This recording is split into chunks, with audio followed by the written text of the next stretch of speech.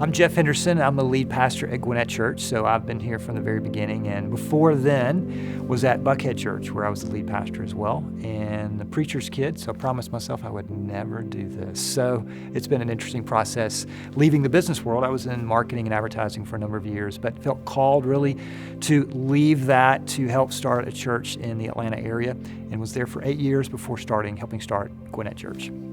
When people hear the word design, I think they think of a poster or a piece of art, and all that's fine and all that's good.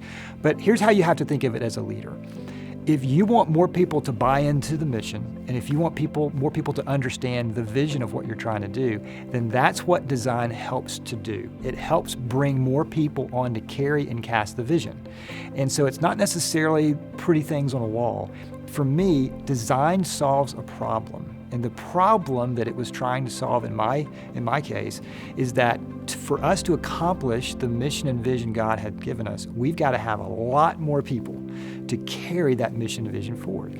And so the more people that you have carrying the vision, the more people you have casting the vision. And the more people you have casting and carrying the vision, the more people are going to be drawn to it. So what happens is when you design the mission and vision into the look of the building, people walk around and they start to communicate this based on the triggers that design has triggered into the building. So they'll look at this art piece and say, hey, let me explain to you what this art piece is communicating. And what they're doing in that process, whether they know it or not, is they're casting the vision and they're carrying the vision. So we love art and we love the beauty of what we've done here, but at the same time, it's very, very intentional. It's all about mission and it's all about vision. And so that's what, for us, design helped us do. It helped us cast the vision and carry the mission and invite more people to it. So as they walk around the building and they point different art pieces or different design pieces out, they're casting and carrying the vision. And if you can get people to do that as they walk around your church or your facility, then they are partnering with you. Because if you don't do that, then the mission and vision stuck with you. And so you now have a lid on your mission and vision if it's stuck with you. So that's what design helps us to do. It removes the lid, invites more people in. As they walk around the building, they're communicating the mission and vision triggered by the design in which they see. We really want to design an experience.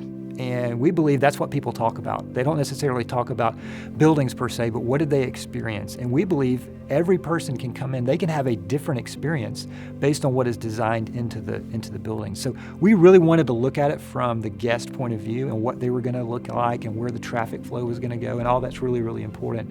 But a lot of times you're just guessing. So our design platform and our design menu was something that we said, okay, we can't do everything, but we can do a few things.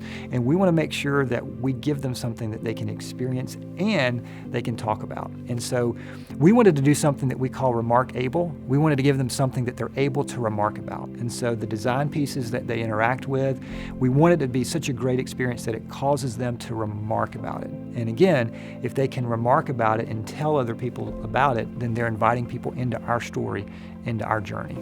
Design's affected our church primarily because it's allowed people to see this as their church, that they're not visitors, but they're owners. And we've said from the very beginning, we want our volunteers or staff to be owners of the mission and vision, that I don't want it to just be stuck with me, and that the mission and vision is only communicated from me or from the lead pastor or from a few select people on staff. So what design allows people to do is they own it and they understand it and they can communicate it. And so when we moved in, we actually did specific tours. And it wasn't only, here's where this place is and here's where that place is. We specifically took them by the design areas and stopped and said, let me tell you about the tree sculpture and why that's important, because what this tree sculpture does is it communicates our mission of leading people into a growing relationship with Jesus Christ. And we want you to know that, because as you know that, we're expecting that you're going to take your guest and you're going to be saying the same thing. And so for us, design was really, really important for us to say, we're in this together. All right, so if you want to be a part of what God's calling us to do here, then you need to understand what this building is designed to communicate. It is designed to see, it is designed to experience, but ultimately we want you to be able to communicate it. And that's what for us was so practical and so credible and so very, very important about what we were trying to do. We love it, and we think it's gorgeous and beautiful, but if it was gorgeous and beautiful, period, then that wouldn't be as effective for us. We want it to be, wow, that's awesome. Wow, that's great. Do you know what that means? And now they're communicating the ownership of the mission and vision.